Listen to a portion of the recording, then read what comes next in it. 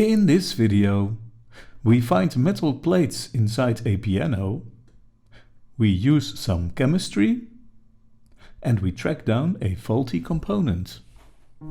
Here we have a Roland KR-350 digital piano that needs a bit of love and attention because many of the keys are stuck and most of the ones that are not stuck make no sound. The few that do give a very distorted sound. When we play some of the included elevator music, we notice that the right channel does not produce any sound at all. So let's get in there. Compliments to Roland for their serviceability, because after removing just 6 screws, it conveniently flips open.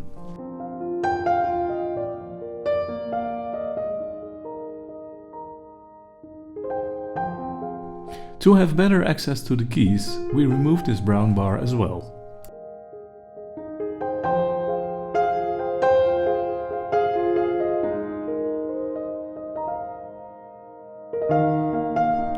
Well, not that many compliments for selecting this glue.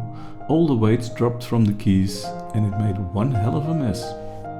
The glue used degraded over time from hard glue into reddish sticky stuff. Lucky for us, there is a way to remove it from the keys.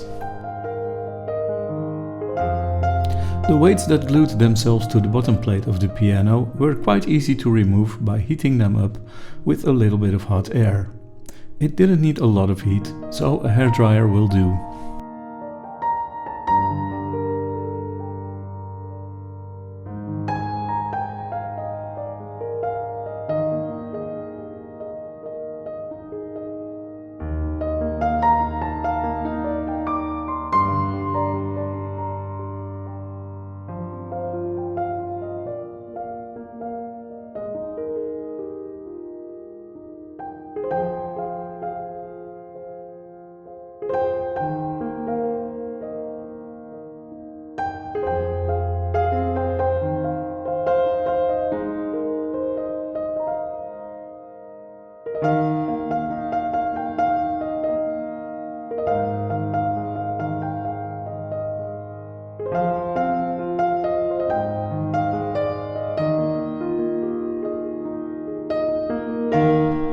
The way to dissolve this glue is by immersing the keys in an alkaline solution.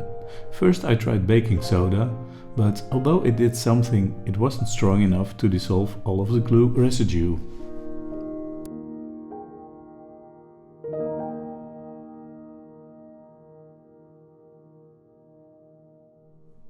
So I decided to go full Heisenberg on this one and buy some sodium hydroxide. This is a dangerous chemical, but easily available as drain cleaner. If you want to do the same as I do here, use safety glasses and gloves.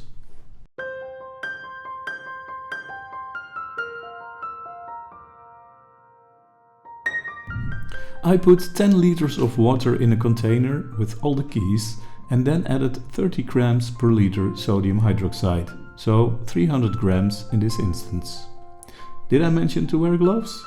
Please do. Don't take me as your example here. I did wear safety glasses though.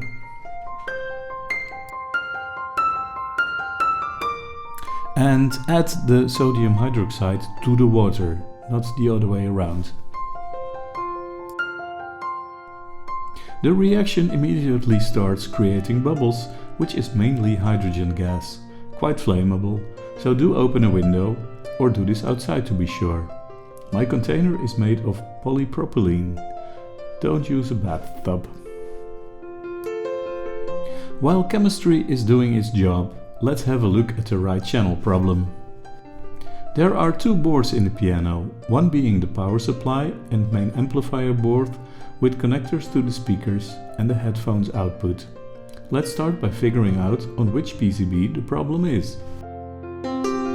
With a bit of persistence, I was able to find a service manual on the internet, and we find that the sound generated by the main board travels to the amplifier board through this connection here.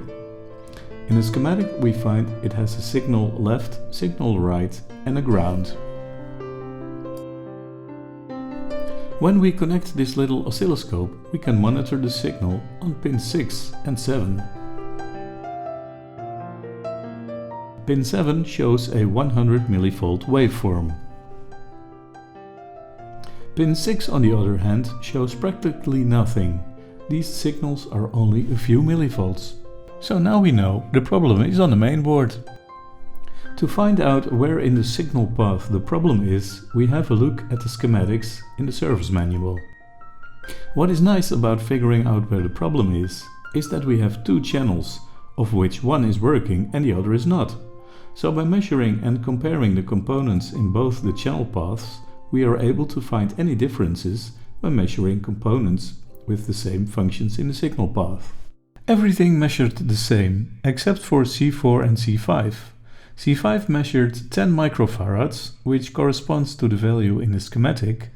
C4, however, measured in the nanofarads, so that is probably our failing component. To test whether this is the failing component, we can take a 10 microfarads capacitor and hold it parallel to the suspicious capacitor and listen if we get signal.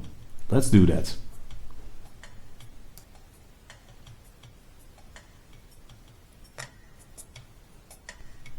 And yes, we have sound from the right speaker as well as the left one now.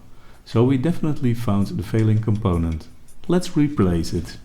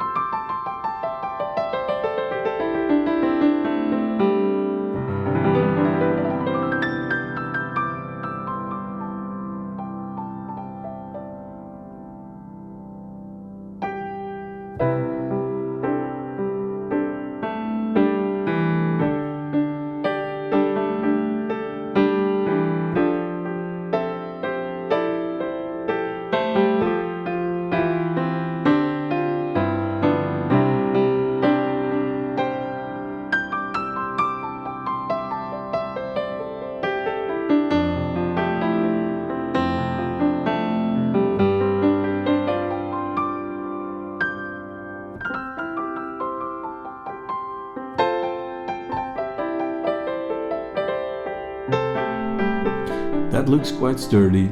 Let's put it back into the piano. And there we go, sound on both channels. Success! In the meantime, the keys have been soaking for a couple of hours and almost all the glue is gone. What a result! I carefully removed them from the alkaline bath, again with goggles, and well, if you do this, wear gloves. Then we rinse the keys in plain water a few times under the tap, dry them a bit and leave them to dry. That's quite a bit of work for 76 keys, but definitely worth it. The next day the keys are dry and we can re-glue the weights.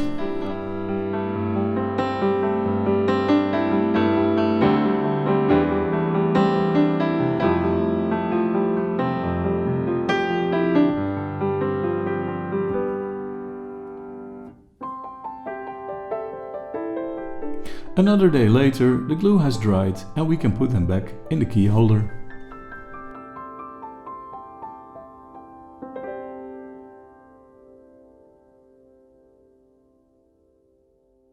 Reattach the PCBs and let's check the results.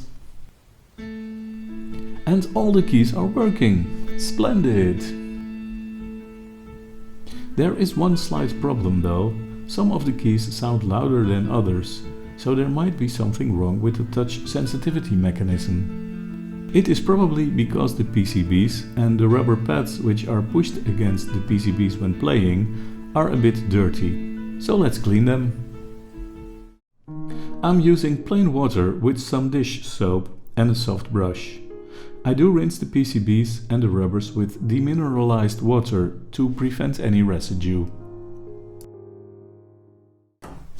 After reassembly, all the keys sound like they should and the touch sensitivity is perfect.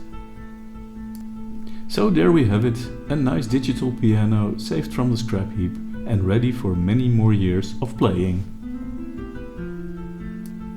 I hope you enjoyed this video, and if so, please like and subscribe or be my total hero and press the join button to see if there are any options to your liking. I hope you will join me in the next video.